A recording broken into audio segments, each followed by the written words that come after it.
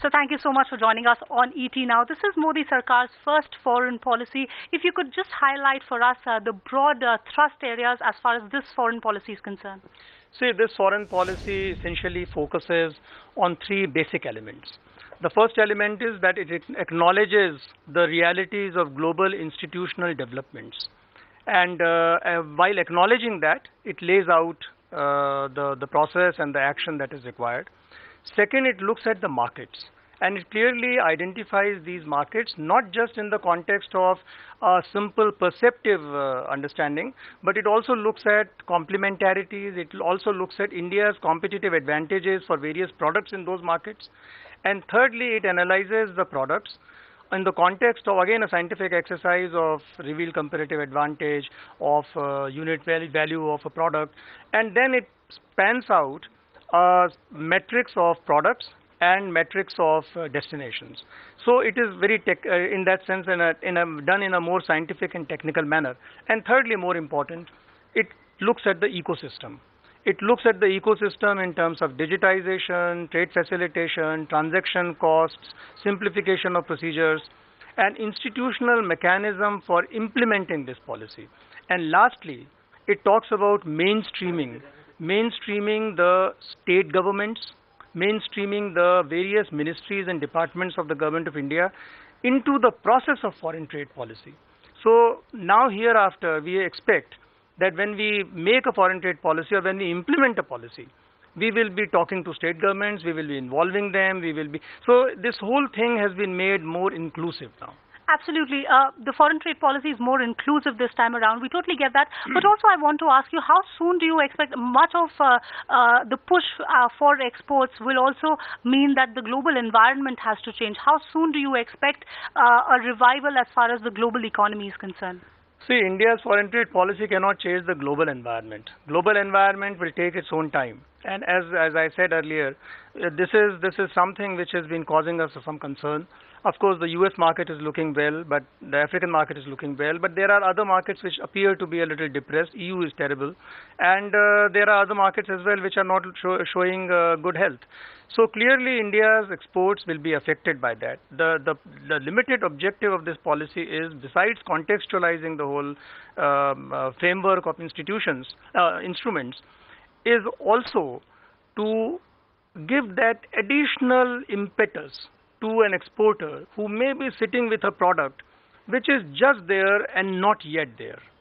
So this policy will help that producer, that manufacturer, exporter, to take advantage of those small incentives which are available, all the procedures, all the processes, and climb into the next trajectory. You've also streamlined a lot of schemes that were earlier there for exporters, like the Focus Market scheme, and clubbed. And this time around, we just have these two schemes. One is for merchandise exports, and the other one is for services exports. How do you foresee that will help the exporter community going forward? Well, it should help a lot. First of all, in the case of merchandise exports, as you were aware, there were about 5 or 6 schemes. And it was rather a difficult task for an exporter to first of all locate a scheme for the advantage that he is looking for. Secondly, it became that much more difficult to administer these schemes. And more importantly, there was a certain amount of arbitrariness at times in the products which were covered by these schemes. Now what we have done, we have consolidated the whole thing in one, but we have not consolidated merely in terms of collapsing them into one. We have gone about in a very scientific manner in identifying products and markets. And therefore, we have completely transformed that scheme. So in terms of, you already said that a lot of help was also given by the Finance Ministry for the formulation of the foreign trade policy this time around. How much, if you can give us a number in terms of the support that has come in from the Finance Ministry? Well, we would not have been able to come out with the policy if the Finance Ministry was not entirely on board. And that is one of the reasons why we were taking longer. I don't think it is material that I tell you X amount or Y amount. What is more important is that whatever we have offered has fullest backing of the Finance Ministry. Right. It is government's policy. It is not the Department of Commerce's policy. Also, sir, this time around, we've seen that the government intended to give a boost and revive the special economic zones.